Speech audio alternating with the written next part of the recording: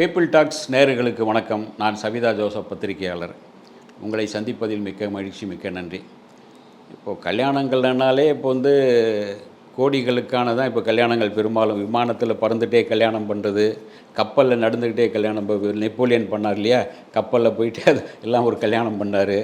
அந்த இவருடைய நம்ம அம்பானியுடைய பையனுடைய கல்யாணம், அது பல கோடிகளில் நடந்த கல்யாணம். அதே மாதிரி ஒரு தடால் அடியான ஒரு கல்யாணம் ஒன்று வந்துட்டுருக்கு, கோடிகள். அது இதுவும் கோடிகளில் உள்ள ஒரு இது. அதாவது ஒரு மணமகளுக்கே 10,000 கோடி சொத்து இருக்கான். அந்த அளவுக்கு ஒரு காஸ்ட்லியான ஒரு மணமகள். அந்த மணமகள் யாருன்னா, நீங்கள் டெய்லி பார்க்குறது தான். டிவி ஆன் பண்ணாலே சன் டிவி வந்துடும் இல்லையா. அந்த சன் டிவியினுடைய அதிபர் புகழ் என்கின்ற கலாநிதி மாறனுடைய மகள் காவியா மாறன், அவங்க தான் மணமகள். மணமகன் நம்ம ஒல்லிக்குச்சி அனிருத்து தான். அவர் தானே இப்போ மியூசிக்கில் போட்டு பட்டையை கிளப்புறார். ஒரு படத்துக்கு 10 கோடி ரூபா வாங்குறாரு. திரும்ப போட்டதே திரும்ப காப்பி பேஸ்ட் பண்ணாலும் கூட அவருக்கு ஒரு பேர் இருந்துகிட்ருக்கு, ஒரு இது பண்ணிகிட்ருக்கார். இப்போ இவங்க 2 பேருமே ஃபாரினில் இருக்கும்போது மீட் பண்ணியிருக்காங்க, அனிருத்தும் காவியாவும்.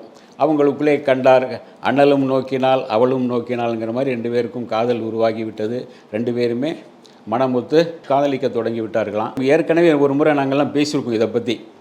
இந்த மாதிரி ஒரு காதல் நடந்துருக்கு, சீக்கிரமாக இந்த கல்யாணம் நடக்க போகுது அப்படின்னு 2 வருஷம் முன்னாடியே பேசியிருந்தோம். அது இன்னும் போயிட்டுருக்கு. ஏறக்குறைய அவங்களுக்குள்ளே அந்த லவ் அப்படியே இருந்துகிட்ருக்குன்னு சொல்கிறாங்க. அதே மாதிரி அவங்க ஃபோன்லேயே பேசிக்கிறாங்க, இது பண்ணிக்கிறாங்க. ஆனாலும் கூட குடும்பத்தில் இந்த இதை திருமணம் அது நம்ம பேச ஆரம்பிக்கும் போது ஏறக்குறைய 2 வருஷம் முன்னாடி நடந்திருக்கணும். இந்நேரம் புள்ள குட்டிக்காரர்களாக மாறி இருக்கணும். ஏன் தள்ளி போகுது அப்படின்னு சொல்லும்போது, ஒவ்வொரு குடும்பத்துலேயும் ஒரு சில பாரம்பரியமான சில பழக்க வழக்கங்கள் உண்டு. சில பேர் என்ன சொல்லுவாங்க, எங்கள் திருமணம் நீங்கள் அதாவது இந்த ஆனந்தம் படத்தில் பார்த்துருப்பீங்களா, எங்கள் வீட்டு கல்யாணம் பெரும்பாலும் இந்த கோயிலில் தான் நடக்கும், இந்த மண்டபத்தில் தான் நடக்கும்னு சில பேர் சில பாரம்பரியம் வச்சுருப்பாங்க. இன்னும் சில பேர் எங்கள் வீட்டு கல்யாணம் இப்படி தான் நடக்கும், இவர் தான் இப்படி தான் மாலை போடுவார், இவர் தான் கன்னிகாதானம் பண்ணி கொடுப்பார் அப்படிங்கிற மாதிரியெல்லாம். இப்போ இவர் ஏறக்குறைய பிராமண கதை மாதிரி தான். ஏறக்குறைய கலாநிதி மாறன் இதாக இருந்தாலும் கூட அவருடைய மனைவி ஏறக்குறைய ஐயங்கார். அவங்க ஏறக்குறைய இவர் கன்னிகாதானம் பண்ணி தான் இவருக்கு கொடுத்தாகணும். அதாவது இவங்க எல்லாமே ஒரு ஏறக்குறைய ஒரு மாறன் கருணாநிதி குரூப்லேருந்து மாறன் வந்தார். அவர் கல்யாணம் பண்ணிக்கிட்டது ஒரு ஐயராத்து பொண்ணை தான் கல்யாணம் பண்ணிக்கிட்டார். சரி, ஐயா வீட்டில் எதிர்ப்பு இருந்தாலும் அது அவர் ஓகேன்னு சொல்லிட்டார். அதே மாதிரி கலாநிதி மாறனும் கூட கர்நாடக ஐயங்கார் பொண்ணை அவங்க காவேரி அவங்கள கல்யாணம் லவ் பண்ணுறேன்னு சொன்னப்போ வீட்டில் பயங்கர எதிர்ப்பு. மாறன் கூட எதிர்த்தார், முரசொலி மாறன் கூட எதிர்த்தார். எல்லாம் பண்ணும்போது கலைஞர் தான் இல்லை விடு, லவ் பண்ணிட்டார், விரும்புகிறாங்க, அதை ஏன் தடுக்கிறீங்க அப்படின்னு அவர் தான் கலைஞர் தான் தலைமை தாங்கி அவங்களுக்கு கல்யாணம் பண்ணி வச்சார். அவருடைய லவ்வுக்கு. அதே மாதிரி தயாநிதி மாறனுடைய லவ்வுக்கும் கலைஞர் தான் ஓகேன்னு சொல்லி கல்யாணம் பண்ணி வச்சார். இப்போ அதே மாதிரி அவங்களுடைய கல்யாணத்து ஒரு லவ் மேரேஜுக்கு இவங்க பெரியவங்க இல்லை, முரசொலி மாறன் இல்லை, அந்த குடும்பத்தினுடைய மிகப்பெரிய குடும்பத் தலைவராக, குடும்பத்தினுடைய எந்த நிகழ்ச்சி நடந்தாலும் அந்த குடும்பத்தில் கலைஞர் தான் தலைமை தாங்குவார். சாதாரண ஒரு பேரனுடைய பிறந்த நாள்னால் அவர் தான் தலைமை தாங்கி அத்தனை பேரும் வந்துடுவாங்க.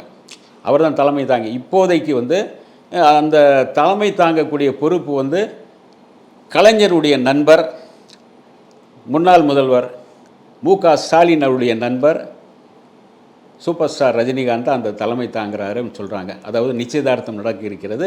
இந்த நிச்சயதார்த்தத்துக்கு இவர் தான் அந்த ஒரு சூப்பர் ஸ்டாருடைய தலைமையில் அது முறைப்படி அவங்களுடைய 2 குடும்பத்துக்கு நடுவே இவர் நின்று ஒரு மீடியேட், அதாவது 2 குடும்பத்துக்கும் ஒரு உறவினர் தான் 2 பேர். ஏறக்குறைய அவர் அனிருத் அவருக்கு பேரன் முறை தான், அவருடைய குடும்பம் தான், குடும்ப உறவு வழி வருது. அதே மாதிரி இவங்களும் இவருடைய நண்பர் ஏறக்குறைய அவருக்கும் கர்நாடகா அந்த ஒரு உறவு முறைன்னு வரும்போது எல்லாருமே உறவினர்களாக அந்த நடுவில் தலைமை தாங்கக்கூடிய இவர் தலைமை தாங்கி இந்த திருமணத்திற்கான நிச்சயதார்த்தம், அது நிச்சயதார்த்தம் சடங்கு முறைப்படி இந்த படியெல்லாம் நடக்கும். அதுக்கு தலைமை தாங்குற. அதே மாதிரி அவருடைய முறைப்படி இந்த கல்யாணம் அவங்க சாதாரணமாக நடத்தலான்னு சொல்லி நினச்சிட்டு இருந்தாங்க இவங்க இந்த கலாநிதி மாறன் மூலமாக. ஏன்னா ரொம்ப டீப்பாக போனீங்கன்னா இந்த அரசியல் லெவலில் கொஞ்சம் ஏதாச்சும் அவங்களுக்கு ஒரு இதாகும் அப்படின்னு நினச்சிட்டு இருந்தாங்க. ஆனால் வந்து அவங்க வந்து அனிருத் குடும்பத்துலேருந்து அப்படி இல்லை. எங்கள் சாங்கு சடங்கு இதெல்லாம் இருக்குது. இந்த மாதிரி எனக்கு மெஹந்தி அது இதுன்னு இருக்குது. மெஹந்தி விழா, அந்த விழா இதெல்லாம் இருக்குது. அதை தாண்டி இத்தனை சடங்குகள் இருக்குது. இதெல்லாம் ஓகேன்னா தான் பண்ணலாம் அப்படின்னு சொன்ன பிறகு சரின்னு பொண்ணுக்காக ஓகேன்ட்டார் அவர். அப்புறம் சரி, அப்புறம் வந்து தலைமை வந்து இவர் தாங்கிறத விட அவர் ரஜினி சார் தலைமை தாங்கும்போது ஒரு சிறப்பாக இருக்கும். சூப்பர் ஸ்டார் தாங்கும்போது ஒரு இந்த தமிழ்நாட்டுக்கே இந்த உலகத்துக்கே தெரிஞ்ச ஒரு விஷயமாக போயிடும். இன்னும் கொஞ்சம் அந்த திருமணத்துக்கு ஒரு சிறப்பான ஒரு சிறப்பு சேரும் அப்படின்னு அவங்க அந்த குடும்பத்தாரும் இவரும் விரும்புகிறாங்க. இவரை வந்து அனிருத்தும் தலைவான்னு சொல்கிற தலைவரே என்னுடைய திருமணத்தை நடத்தி வைக்கிறான்னு சொல்லும்போது எனக்கு ஒரு மிகப்பெரிய சந்தோஷம், மகிழ்ச்சின்னு அனிருத் சொல்லிகிட்டு இருக்காரு. அதே மாதிரி இவங்களும் வந்து தலைவர் அவர் தலைமை தான். ஏன்னா அவருடைய படங்களை நடிச்சிட்ருக்கார். அது இல்லாமல் அவங்க குடும்ப நண்பர்கள் ஆகிட்டார். கலைஞருக்கும் குடும்ப நண்பர், ஸ்டாலினுக்கும் குடும்ப நண்பர், கலாநிதி மாறனுக்கும் குடும்ப நண்பர். அந்த அளவுக்கு இருக்கும்போது அந்த நட்பை மதித்து இவரும் வந்து அதை முன்னிலை வகித்து இந்த திருமணத்தை சிறப்பாக நடத்தி வைக்கணும்னு அவர் ஆசைப்படுறார், ஆசீர்வதிக்கணும்னு ஆசைப்படுறார். அதே சமயத்தில் இந்த கல்யாணத்தை வந்து பெரும்பாலும், அதாவது நீங்கள் கோடீஸ்வரருடைய கல்யாணம், இது ஒரு சின்ன சாதாரண ஒரு ப்ரொடியூசரோ சாதாரண ஒரு நடிகருடைய சாதாரண நடிகரும் கிடையாது. இப்போ அவங்க கல்யாணம் பண்ணோம் அப்படின்னா ஏறக்குறைய உங்களுக்கு வந்து இந்த நம்ம நேரு உள் விளையாட்டு அரங்கம் இருக்குல்ல, அந்த மாதிரி ஒரு பெரிய அரங்கம் வேணும், அதில் பண்ணணும். அல்லது வெளிநாட்டில் கொண்டு போயிட்டு வெளிநாட்டில் ஏதாச்சும் ஒரு பெரிய கடல் ஒரு பெரிய கப்பலில் வச்சு கல்யாணம் நடத்தணும். இந்த பெரிய பார்த்திங்கன்னா பெரிய இந்த டைட்டானிக் கப்பல் மாதிரி இருக்கும் இல்லையா, பெரிய கப்பல்கள், அதில் போயிட்டு கூட ஒரு விசேஷமாக அப்படியே போயிட்டு கப்பல் போயிட்டே இருக்கும். அந்த திருமணம்னு சூப்பராக ஒரு விசேஷமாக நடக்கும். அப்படி பண்ணலான்னு நினைக்கிறாங்க. அல்லது ராஜஸ்தானில் போனீங்கன்னா அந்த அடிமை பெண் எடுத்த அந்த மண்டபம் இருக்கு இல்லையா, அந்த கோட்டை, அதுவே ஒரு மிகப்பெரிய ஒரு கோட்டை. அங்கே வந்து நீங்கள் வந்து மக்கள் வந்து குவியலாம். அங்கே அப்போ வந்து மக்கள், தமிழ்நாட்டு மக்கள் வந்து குவிய முடியாது. அங்கே விஐபிகள் நிறைய போகலாம். விஐபி போனாலும் ஒரு 500 பேர் இருக்க பார்க்க அந்த கோட்டையும் அழகாக இருக்கும். அந்த மணல் பரப்பு அதெல்லாம் பார்க்க ஒரு அழகாக இருக்கும். அதேங்கமாக ஒட்டகங்கள் அணிவகுக்கலாம். அந்த திருமணத்தில் ஒட்டகங்கள் அணிவச்சு சீர்வரிசையெல்லாம் கொண்டு வரலாம்.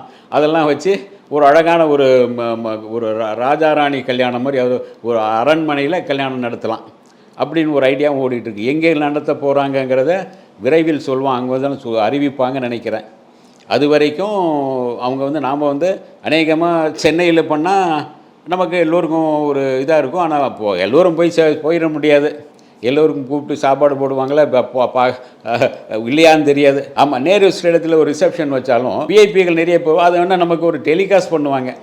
டெலிகாஸ்ட் பண்ணி அதுவும் வந்து ஒரு கலை நிகழ்ச்சியோடு சன் டிவியில் ஒளிபரப்பி அதுவும் ஒரு வந்து எப்படி நடந்துச்சு இந்த திருமணம் தெரியுமா அப்படின்னு தடால் ரெடியாக பண்ணி அது பண்ணாலும் பண்ணலாம். ஏன்னா அவங்க வந்து ஐடியா பண்ணுவாங்கள்ல, அதையும் ஒரு காசாக்குறாங்க இல்லையோ, அது வந்து அதையும் ஒரு பெரிய பப்ளிசிட்டியாக மாற்றலாம்.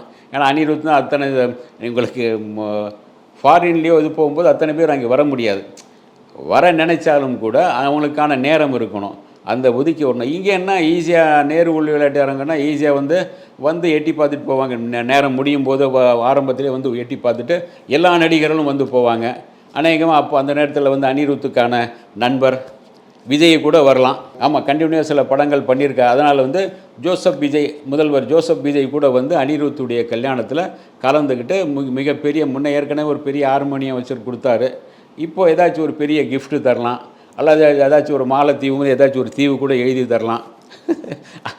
ஏற்கனவே அவங்களுக்கு ஒரு தீவு வச்சுருக்காங்க. அந்த கலாநிதிமாறன் குடும்பத்துக்கு ஒரு பெரிய தீவு இருக்குது. அந்த தீவு கூட இவங்க ஹனிமூன் போயிட்டு வரலாம். அவங்களுடைய ஃப்ளைட்லாம் இருக்குது, அது அவங்க போகலான்னு வைங்க. ஆனால் ஒரு சிறப்பான கல்யாணம் இது என்னென்னா 2 பேரும் சந்தித்தார்கள், காதலித்தார்கள்.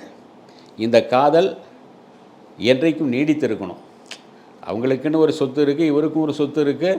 ஒரு பெரிய குடும்பத்திலேருந்து நீங்கள் சேர்றீங்க, பொறுப்போடு தான் இருக்கணும். ஏன்னா வந்து நீங்கள் ஒரு சின்ன இதானாலும் கூட வந்து ஈஸியாக வெளியே வந்துடும். இவர் இப்படி போனார், அப்படி நடந்தது அப்படின்னு. இப்போது சமீப காலமாக பார்த்திங்கன்னா சில திருமணங்கள் எப்படி ஆகிட்டுருக்கு, பொண்டாட்டி இருக்கவே இன்னொரு காதலியோடு சுற்றுறாங்க. பொண்டாட்டி இருக்கும்போது நான் வந்து விவாகரத்து கொடுக்கவும் மறக்கிறாங்க.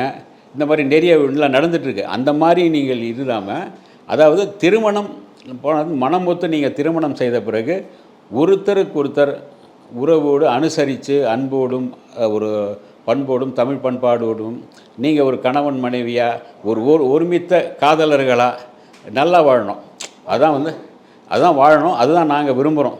ஏன்னா அப்போ தான் உங்களுக்கு ஒரு லைஃப் லாங்கான ஒரு பெரிய குடும்பத்து சேர்ந்தவர்களுடைய கல்யாணம், சூப்பர் ஸ்டார் ரஜினிகாந்துடைய தலைமையில் நடக்கிற கல்யாணம். நீங்கள் ஒரு ஒரு சின்ன தவறு நடந்தாலும் அவருக்கு ஒரு கெட்ட பேர். அதை மனசில் வச்சு நீங்கள் சிறப்பாக வாழணும். அதை வந்து நாங்கள் அட்வான்ஸாக இப்போவே வாழ்த்துறோம். இந்த வீடியோ உங்களுக்கு பிடிச்சிருந்தா லைக் பண்ணுங்கள், கமெண்ட் பண்ணுங்கள், ஷேர் பண்ணுங்கள், சப்ஸ்கிரைப் பண்ணுங்கள்.